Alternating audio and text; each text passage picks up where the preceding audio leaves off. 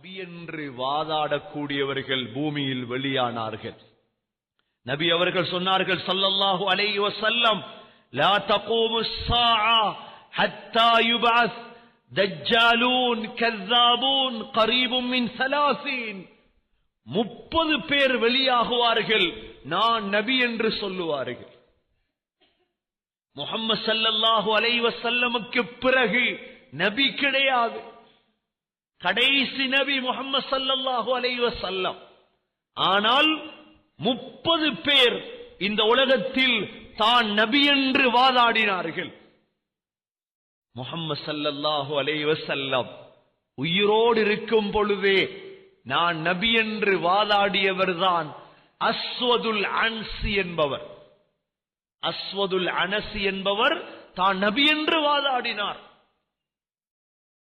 முசைலமத்துல் கذாப், முசைலமா என்பவர் தான் நபி என்று வாதாடினார். சகோதரர்களே, 4 பெண்கள் நபி என்று வாதாடினார்கள். அதில் ஒரு பெண் தான் சிஜாஹ் என்ற பெண், கிறிஸ்தவ பெண், தான் நபி என்று வாதாடினாள். இதே போன்று துலைஹா என்ற மனிதர் நபி என்று வாதாடி பிறகு இஸ்லாத்தை தழுவி முஸ்லிமாக மௌத்தானார். ஒவ்வொரு காலமாக முஹம்மது ஸல்லல்லாஹு அலைஹி வஸல்லமுடைய வஃபாத்திலிருந்து ஒவ்வொருவரும் நபி என்று வாதாடினார்கள். சகோதரர்களே, தாபிஈன்களுடைய காலத்தில் முக்தார் என்பவன் நபி என்று வாதாடினான். கடைசியாக வந்து இந்தியாவில், சகோதரர்களே, இந்தியாவில் ஒரு மனிதன் நபி என்று வாதாடினான். அவன்தான் மேசா குலாம் அஹ்மத் காதியானி என்பவன். கடைசியாக அவன்தான் நபி என்று வாதாடினான். அவன்தான் மேசா குலாம் அஹ்மத் காதியானி என்பவன். இந்தியாவின் காதியான் என்ற நகரத்தில் இவன் தான் நபி என்று வாதாடினான். சகோதரர்களே, 1908 ஆண்டு, 1908 ஆண்டு அவனுடைய படம் இதோ இருக்கிறது. நெருங்கி வந்தால் பார்க்கலாம். கடைசியாக 1908 ஆண்டு இவன் நபி என்று வாதாடினான். சகோதரர்களே, அவன் கடைசியாக மரணித்தாலும் இவனுடைய கூட்டம் இன்று உலகத்தில் 1 லட்சம் 2 லட்சம் அல்ல, பல லட்சக்கணக்கானவர்கள் இப்பொழுது பூமியில் இருக்கிறார்கள். நமது நாட்டிலும் இவர்களுடைய பள்ளி வாசல் இருக்கிறது, புலனறுவையில் இருக்கிறது. சகோதரர்களே, இவர்களை பற்றித்தான் படிக்க வேண்டும். முஸ்லிம்கள் அல்ல இவர்கள். ஸல்லல்லாஹு அலைஹி வஸல்லம் வர்ணித்த தஜ்ஜால்கள். இவருடைய கலீஃபா பைஅத் செய்திருக்கிறார்கள் லண்டனிலே. இவர்களுடைய பெரும் ஒரு பள்ளிவாசல் இருக்கிறது. இவர்களுடைய பள்ளிவாசலுக்கு நான் போயிருக்கிறேன். கொழும்பிலே ஆராமிய பிளேஸ்ல இருக்கிறது இவர்களுடைய பள்ளிவாசல். இன்னும் பல இடங்கள் இருக்கிறது. சகோதரர்களே, தான் நபி என்று வாதாடி வாதாட்டத்துக்கு பல லட்சக்கணக்கான நபர்களை சேர்த்து இப்பொழுது உலகத்தில் பெரும் கூட்டமாக திகழ்கிறார்கள். ஸல்லல்லாஹு அலைஹி வஸல்லம் சொன்னார்கள், எனக்கு பிறகு 30 தஜ்ஜால்கள் வெளியாகுவார்கள். ஆக கடைசி தஜ்ஜால் தான் ஈசா அலைஹிஸ்ஸலாம் கொலை செய்யும் தஜ்ஜால். சகோதரர்களே, அடுத்த அடையாளம், 12வது அடையாளம், முஸ்லிம்களுக்கு ஒரு அமைதி ஏற்படும் வாழ்க்கையில். ஸல்லல்லாஹு அலைஹி வஸல்லம் அதி இப்னு ஹாத்தம் என்ற சஹாபியை அழைத்து கேட்டார்கள், அதியே, உனக்கு ஹீராவை தெரியுமா? ஹீரா என்ற நகரத்தை தெரியுமா? அதி ரலியல்லாஹு அன்ஹு சொன்னார்கள், யா ரசூலல்லாஹ், கேள்விப்பட்டிருக்கிறேன், எனக்கு தெரியாது. சொன்னார்கள், இஸ்லாம் எந்த அளவுக்கு வளரும் என்றால், ஹீரா என்ற இடத்திலிருந்து ஒரு பெண் தனியாக மக்காவுக்கு வருவாள், காபத்துல்லாஹ்வை தவாஃப் செய்வாள். அவளை யாரும் எந்த இடையூறும் செய்ய மாட்டார்கள். இது நடந்து விட்டது. சஹாபாக்கள் இதை பார்த்தார்கள். ஹீராவிலிருந்து ஒரு பெண் வந்தால், சகோதரர்களே, தனியாக வந்து, ஹீரா என்பது ஈராக்கில் இருக்கக்கூடிய ஒரு இடம். ஈராக் கூஃபாவில் இருந்து 3 கிலோமீட்டர் தூரத்தில் இருக்கும் இடம். அங்கிருந்து ஒரு பெண் அமைதியாக வந்தால் நடந்து விட்டது. 13வது அடையாளம் சகோதரர்களே, ஸல்லல்லாஹு அலைஹி வஸல்லம் சொன்னார்கள், ஒரு நெருப்பு வெளியாகும். ஹிஜாஸ் மாநிலத்தில், மக்காவில், மதீனாவில் ஒரு நெருப்பு வெளியாகும் என்று சொன்னார்கள். சகோதரர்களே, அந்த நெருப்பு வெளியாகியது ஹிஜ்ரி 654 ஆண்டு ஜமாதுல் ஆஹர் மாதம் புதன்கிழமை 3ஆம் திகதி இந்த நெருப்பு மதீனாவில் வெளியாகியது. சகோதரர்களே, 3 மாதங்கள் அந்த நெருப்பு மதீனாவில் இருந்தது. அந்த நெருப்புடைய வெளிச்சத்தில் இரவு நேரத்தில் பெண்கள் தேய்ப்பார்கள். ஸல்லல்லாஹு அலைஹி வஸல்லம் சொன்னார்கள், லா தகூமு ஸாஆ ஹத்தா தக்ருஜ நாரும் மின் அர்தில் ஹிஜாஸ். ஹிஜாஸ் பூமியில் ஒரு நெருப்பு வெளியாகும். சகோதரர்களே, 3 மாதங்கள் அந்த நெருப்பு இருந்து கொண்டே இருந்தது. இது ஸல்லல்லாஹு அலைஹி வஸல்லம் கூறிய 13வது அடையாளம்.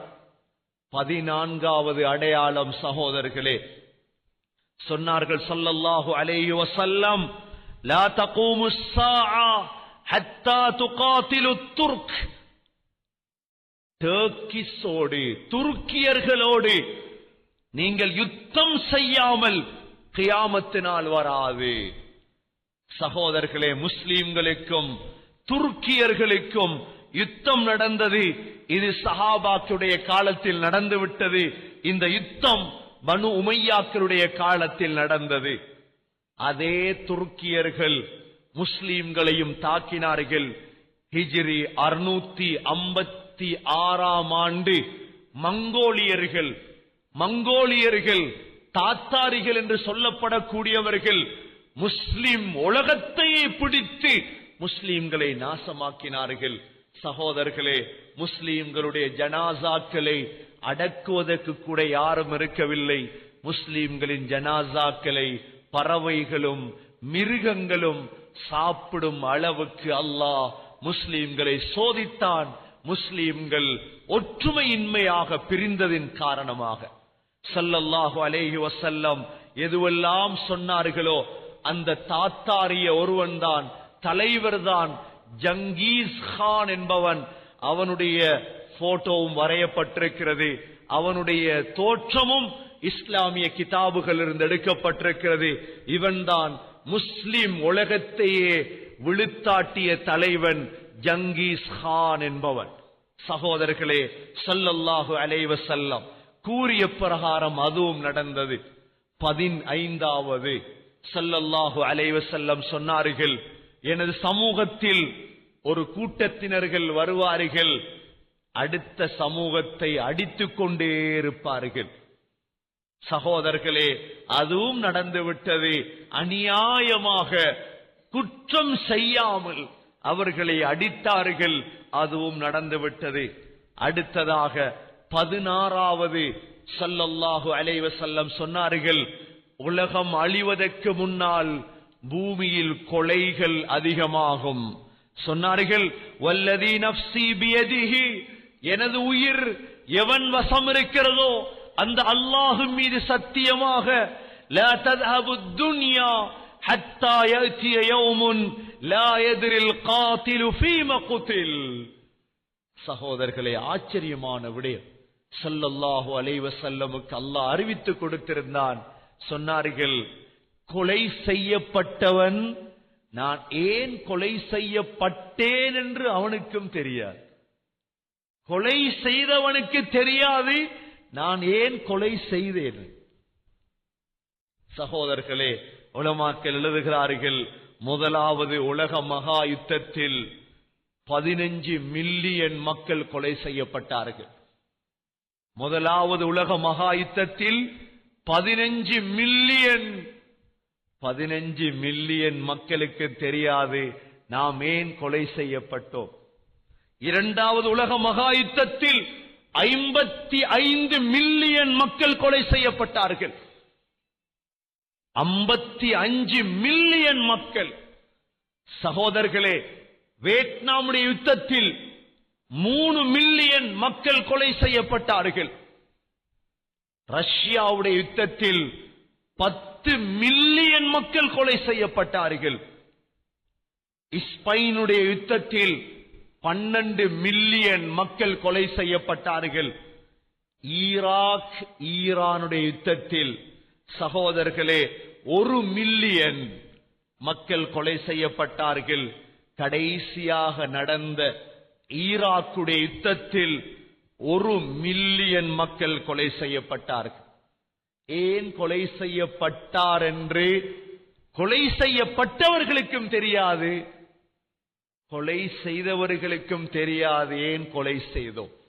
ஸல்லல்லாஹு அலைஹி வஸல்லம் சொன்ன பிரகாரம் கொலைகள் பூமியில் நடந்தது.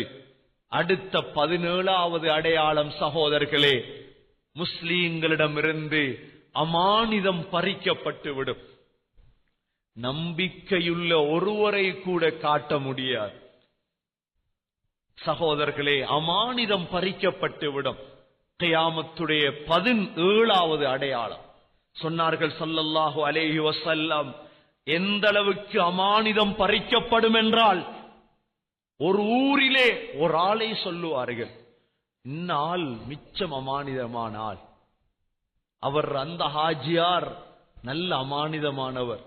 ஒரே ஒரு ஆள், 2 பேர். சகோதரர்களே, முஸ்லிம் என்றாலே அமானிதம் இருக்க வேண்டும்.